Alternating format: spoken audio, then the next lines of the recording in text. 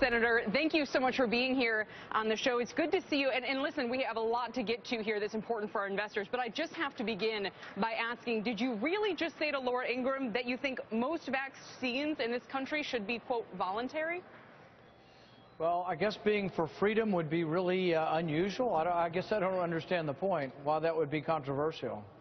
Senator, maybe you're not aware, but there's a huge problem right now with Disney theme parks having to close down because of mumps. Not enough children being vaccinated against measles, mumps, and rubella because their parents, for whatever reason, have decided that it is voluntary. And I can tell you plenty of the people who I work with are really concerned about their kids getting sick at school. Here's the thing is that I think vaccines are one of the greatest medical breakthroughs that we had. I'm a big fan and a great fan of the history of the development of the smallpox vaccine, for example. But, you know, for most of our history, they have been voluntary. So I don't think I'm arguing for anything out of the ordinary. We're arguing for what most of our history has had. I understand that you're all for the choice, but again, if we're left in a situation where, you know, diseases that were once almost wiped out are now coming back because people are deciding not to vaccinate their kids, isn't that a problem? I think public awareness of how good vaccines are for kids and how they are good for public health is a great idea. You know, we just appointed a Surgeon General. These are some of the things that we should promote as good for our health. But I don't think there's anything extraordinary about resorting to freedom. I'll give you a good example. You know, the hepatitis B vaccine is now given to newborns. We sometimes give 5 and 6 vaccines all at one time. I chose to have mine delayed. I don't want the government telling me that I have to give my newborn hepatitis B vaccine, which is transmitted by sexually transmitted disease and or blood transfusions. Do I think it's really a good idea? Yeah, and so I had mine staggered over several months. I've heard of many tragic cases of walking, talking, normal children who wound up with profound mental disorders after vaccines. I'm not arguing vaccines are a bad idea. I think they're a good thing. But I think the parents should have some input. The state doesn't own your children. Parents own the children, and it is an issue of freedom. Thank you, Senator. I did want you to clarify that. And it is an issue even for shareholders of some of these theme parks and airlines and so forth. But let's move on. Obviously, the big news of the day here is the proposal with you and Barbara Boxer that would allow our companies, which have about $2 trillion worth of cash overseas, to bring it home, a one-time holiday, I think at a 6.5% corporate tax rate. Senator, I'm sure you know that most of the research on this indicates that these actually cost more money over the long term than they save. Well, Are that's you saying incorrect. Your plan will be different? Let's go back again. Your premise and your question is mistaken, okay? Most of the research doesn't indicate that. In fact, there's a prominent study by Robert Shapiro looking at the holiday in 2005 when we lowered the rate to 5%, and his conclusion was that it brought $300 billion of new capital home, and then it brought in about $30 billion of new tax revenue. The whole purpose of doing this is to bring money home. There's let me finish. Hey, let me finish. Hey, Kelly. Hey, I'm sorry. Go ahead. I'm sorry. Go ahead. Calm down a bit here, Kelly. Let me answer the question. The whole point of this legislation is that money has been accumulating.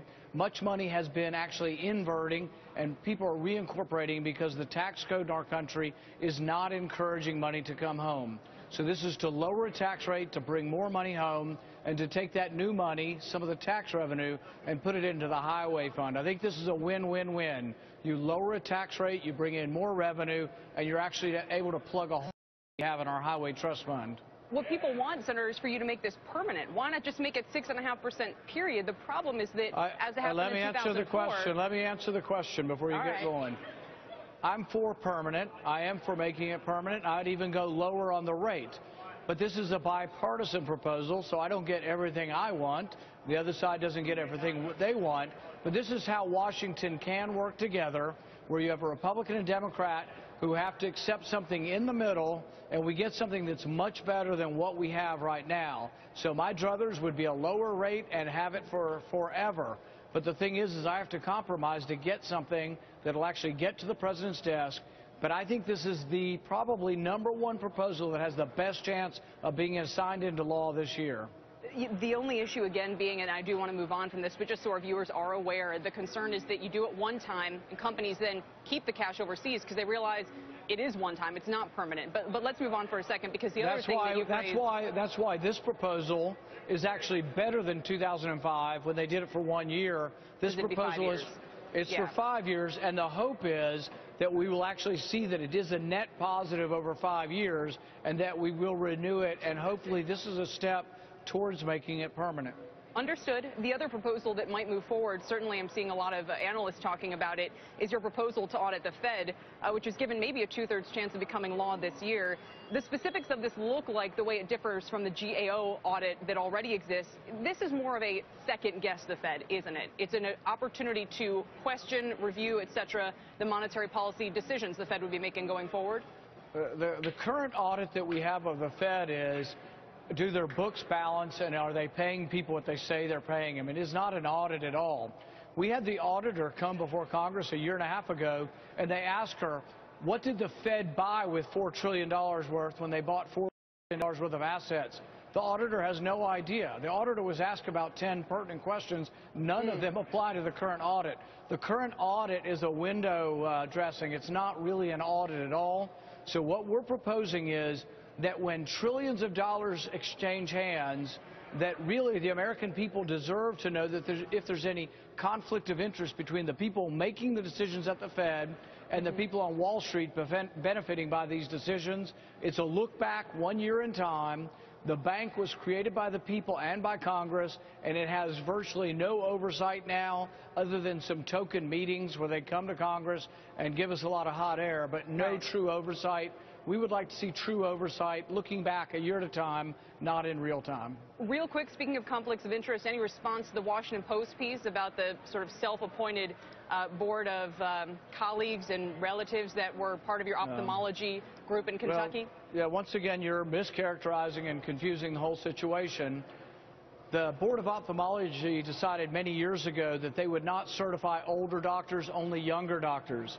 I led a protest of several hundred ophthalmologists who said that if we're going to have recertification, everyone should recertify regardless of age. Yeah. So you've taken something and you've twisted it, and no, so I did only, the Post. Listen, and well, I like no, the idea of what you were did. doing was to create competition and make it more fair for younger doctors. I'm only asking about the part that they raised issue with, which was the board. They said, look, it's a bunch of his family and friends, basically. Just on the conflict of interest point. Right.